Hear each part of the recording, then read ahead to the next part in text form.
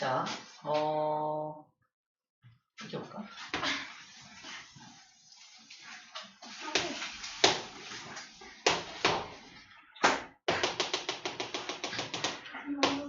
지구는 자전을 하거든요. 자전을 해서 A라는 곳과 B라는 곳이 있으면 태양이 여기 떠 있다면은 지구는 둥글기 때문에 반대쪽에 그림자가 져요. 그림자가 집니다. 우리나라를 그려볼게. 우리나라가 여기쯤에 있어요. 우리나라 이만하죠? 세계 속의 중심, 우리나라. 국뽕이 아무튼 우리나라 이만한데 우리나라 현재 A라는 영역에 들어있으니까 밤이에요. 어두운 곳에 있잖아요. 그죠? 그림자가 져있는 영역이 있으니까 바로 밤인데 지구가 자전하기 때문에 곧 여기 라인을 통과해서 오른쪽으로 이동해 오겠죠. 그죠? 그래서 잠깐 살짝 이동한 걸 그림을 그리면 이렇게 해서 이렇게 그림을 그릴 수가 있겠네요. 그러면 이쪽만 현재 B 영역에 들어갔죠. 저기에서부터 태양이 뜨기 시작하는 겁니다. 자, 지구가 자전을 하기 때문에 A 영역에 있던 것들이 B 영역으로 넘어가면 태양이 보이기 시작하는 거예요. 그러면 태양이 뜬다! 다른 말로 일출이라고 불러주는 겁니다. 그래서 우리가 일출, 1월 1일 날 태양 뜨는 거 보러 어디로 가요? 강릉, 동해바다 쪽으로 엄청 가잖아. 왜 동해바다로 갈까? 여기 봐봐. 동해 쪽이 서해 쪽보다 더 먼저 B 영역에 들어가죠. 그러니까 더 먼저 태양을 볼 수가 있는 겁니다. 그 해, 첫 번째로 뜨는 해를 가장 먼저 보고 싶은 마음에 동해로 가는 거야. 일본으로 가면 더 좋아요. 일본으로 가면 일본도 오른쪽에 있잖아요. 더 빨리 해가 뜹니다.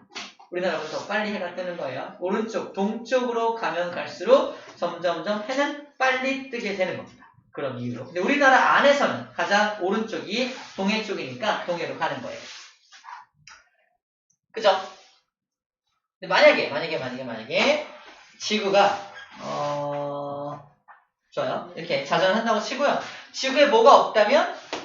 대기가 전혀 있지 않다면 어떤 일이 벌어지냐면 자, 이렇게 B 영역에 이렇게 딱 들어오면 태양 에너지를 받잖아. 엄청 뜨거워요. 200도까지 올라갑니다. 200도. 대기가 없다면 200도까지 올라가고요. 자전을 통해서 A 영역으로 딱 들어오면 태양 에너지가 들어오지 않지. 태양이 안 보이잖아. 영하 200도까지 떨어집니다. 살 수 있겠어? 모든 생명체는 살 수가 없을 거예요. 무슨 말인지 이해돼요? 자, 대기가 역할이 뭐야? 대기 역할, 즉 공기 역할이 뭐였지 아까? 위도별로 에너지가 좀 불균형한 걸 바람이 불면서 맞춰준다고 그랬죠. 너무 뜨거운 공기를 절로 보내가지고 좀 덜 뜨겁게 만들고 차가운 공기 밀려와서 또 약간 좀 시원하게 만들고 이렇게 공기가 돌면서 전체적인 기온을 좀 살 수 있게 살기 좋게 만들어주는 게 우리 대기 역할이라고 보면 돼요. 근데 대기가 없다면 큰일 납니다. 대기가 없다면 이렇게 온도가 너무 극심한 차이를 보이게 낮에는 엄청 뜨겁고 밤에는 엄청 추워서 살 수가 없어질 거란 얘기예요. 대기 덕분에 지구가 어느 정도 평균적인 기온을 유지할 수 있다는 얘기입니다. 맞죠? 그거를 온실 효과라고 불러줍니다. 온실 효과. 마치 온실처럼 공기가 있기 때문에 어느 정도 전체적인 기온을 적당하게 맞춰준다는 게 온실 효과예요. 당연히 대기가 있기 때문에, 공기가 있기 때문에, 이 대기층이 있기 때문에 온실 효과가 일어나게 되는 겁니다. 여기서 문제. 온실 효과는 그럼 꼭 필요한 거야? 아니면 필요가 없는 거야? 꼭 필요한 겁니다. 온실 효과는 좋은 거야? 나쁜 거야? 그러면 좋은 거예요. 온실 효과는 없으면 안 돼. 이해돼요? 우리 지구온난화랑 너무 착각을 많이 하는 게 온실효과인데 지구온난화는 나쁜 거예요. 지구가 너무 뜨거워진 게 지구온난화니까. 하지만 온실효과는 꼭 필요한 겁니다. 마치 지구를 온실처럼 따뜻하게 만들어주는 게 온실효과이기 때문에 그렇습니다. 이 온실효과를 만들어주는 게 누구다? 지구의 대기권, 오늘은 기권 덕분에 온실효과가 일어난다라는 겁니다. 이해되나요? 자, 그래서 온실효과는 이렇게 전체적인 기온을 맞춰주는데 방법은 이렇습니다. 얘 같은 경우는 태양이 너무 직접적으로 들어오게 되고요. 얘는 없어지기 때문에 온도차가 극심한 건데 온실효과 같은 경우는 태양 에너지가 이렇게 들어오면은 자, 들어올 때는 얘를 막지는 못해요. 이렇게 막지 못하게 이렇게 들어올 때는 그냥 통과를 하게 되는데 얘가 지구 복사 에너지로 다시 나가려고 할 때 자, 이제 나가려고 할 때 지구 복사 에너지는 약간 에너지 낮게 나가니까 나가려고 할 때 나가는 에너지를 얘가 머금고 있거나 다시 아래로 한번 튕겼다가 나가게 해줍니다. 100이 들어오면 아까 100이 나가야 하는 건 맞죠? 그래야지 복사 평형을 이룰 수 있으니까. 하지만 나가기 전에 뭐 한다? 한 번 더 지표면으로 재방출을 시킵니다. 한 번 더 지구를 따뜻하게 만들어주는 그런 기능을 해주는 거예요. 이 아까 우리가 대기가 돌면서 에너지를 맞춰준다는 개념과 비슷한 개념인데요. 자, 그림으로 이렇게 그려요. 그림으로는 대기 들어오면은 한 번 더 지표면을 한 번 더 달구고 나가기 때문에 너무 춥지 않게 만들어줘. 마치 온실처럼 만들어줘 라는 그림을 이렇게 그려주는 거죠. 그때 이렇게 다시 한번 튕겨주는 기체들을 온실기체라고 불러줍니다. 온실기체.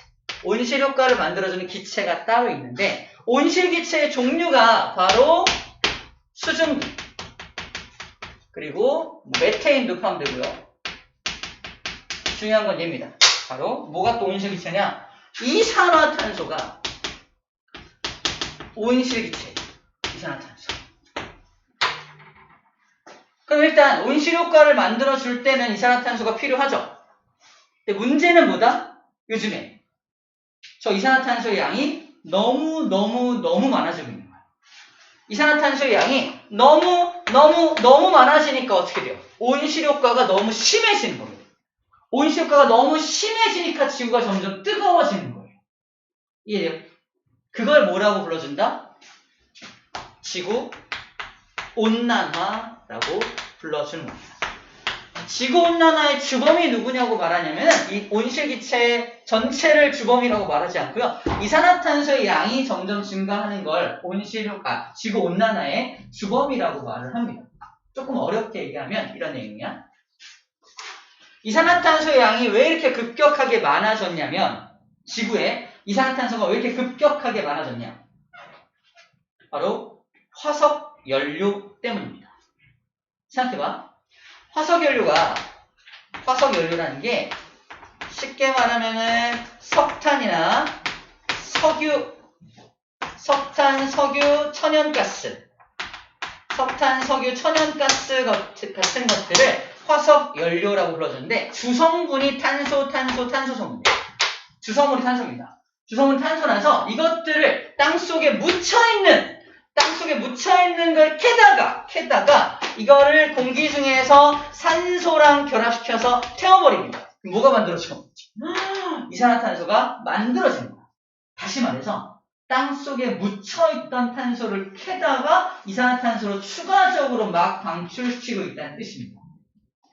그러므로 이산화탄소의 양이 급격하게 더 늘어날 수밖에 없겠지. 자, 연결돼 있어요. 화석연료를 열심히 사람들이 사용하다 보니까 뭐 이게 되게 맛있잖아. 공장에서도 사용하고 석유 같은 것들은 모든 자동차 거의 대부분의 어떤 엔진을 이용한 자동차들은 다 이걸 사용하잖아. 당연히 이 이산화탄소의 양이 증가할 수밖에 없습니다. 이산화탄소 양이 증가하면 온실기체 양이 증가하는 거니까 온실효과가 더욱더 심해지겠지. 그러면 무슨 일이 벌어진다? 지구온난화가 계속 심화되고 될 수밖에 없는 겁니다. 현재 온도로부터 쌤이 알기로 한 2도 정도만 더 올라가면 지구는 끝. 왜냐면 2도까지 올라가는 건 되게 더디게 올라간대요. 더디게 올라가는데 2도가 넘어가는 순간부터는 통제 불능. 더 이상 통제가 안 되기 때문에 6도 이상이 갑자기 확 상승한다고 합니다. 지구의 온도가 엄청나게 갑자기 급격하게 쫙 올라가는 순간부터는 더 이상 컨트롤이 안 됩니다. 지금 세계적으로 이 문제점을 심각하게 알고 있기 때문에 전 세계적으로 야 이산화탄소를 줄이자 하면서 전기 자동차 얘기 나오고 풍력 발전 뭐 이런 것들 최대한 이걸 사용하지 않는 방법으로 막 하고 있는 이유가 바로 그런 이유 때문이라는 거예요. 자, 이 정도 개념만 알면 됩니다. 그럼 착각만 안 하면 돼요. 온실효과는 필요합니다. 하지만 지구온난화는 나쁜 거예요. 온실효과는 꼭 필요해요. 근데 온실효과가 없으면 너무 극심한 온도차 때문에 지구에서는 살 수가 없게 되는 거예요. 온실효과까지도 나쁜 거라고 생각하면 안 된다는 거, 그 정도만 알면 될 것 같습니다. 자, 이렇게 지구온난화가 벌어지면 무슨 일이 벌어지냐면 우리 책에 나와 있는데 기상이변, 폭염, 폭우, 폭설, 대형 태풍 이런 기상이변이 발생을 하거나 물이 부족해지게 됩니다. 지구의 전체적인 온도가 올라가다 보니까 사막이 늘어나고 물이 부족해지는 현상이 발생이 되게 돼요. 해수면이 상승합니다. 빙하가 녹잖아. 빙하가 녹아서 해수면이 상승하기도 하고요. 그 해수가 바닷물이 또 열 때문에 팽창해서 엄청나게 또 부피가 증가해서 해수면이 상승합니다. 해수면이 올라온다는 건 상대적으로 우리가 살고 있는 땅은요. 땅의 면적은 바닷물이 올라오니까 땅의 면적은 줄어든다는 걸 의미합니다. 그걸 저지대 침수라고 불러주는 거예요.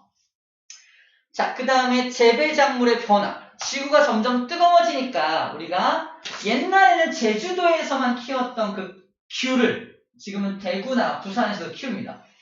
점점 온도가 뜨거워지기 때문에 이런 아열대의 기후 작물들을 키워내고 있어요. 점점 지구가 뜨거워지니까 우리가 키우는 작물도 이제 잘 달라진다는 얘기를 하는 겁니다. 삼림 및 빙하 면적 감소. 삼림은 이 숲을 말이에요. 숲의 면적이 감소됩니다. 왜? 강수량이 적어져. 뜨거워지니까 숲의 면적도 줄어들게 되고요. 빙하도 녹으니까 면적이 점점점 감소되겠죠. 자, 어쨌든 지구온난화를 좀 막아야 됩니다. 이건 그냥 재밌으라고 하는 얘기인데요. 텔레토비가 4명 있는 거 알죠? 보라돌이, 뚜비, 나나, 뽀 알아요? 나만 알아요? 그 중에서 4명 중에 딱 1명만 지구에 온 거예요. 누가 왔어요? 나나, 지구온, 지구온, 나나. 지구온난화 오면 안 돼요. 나나 오지 말라 그래요. 지구온난화 오시면 안 됩니다. 알겠죠? 우리 개념 확인 퀴즈 풀어볼게요.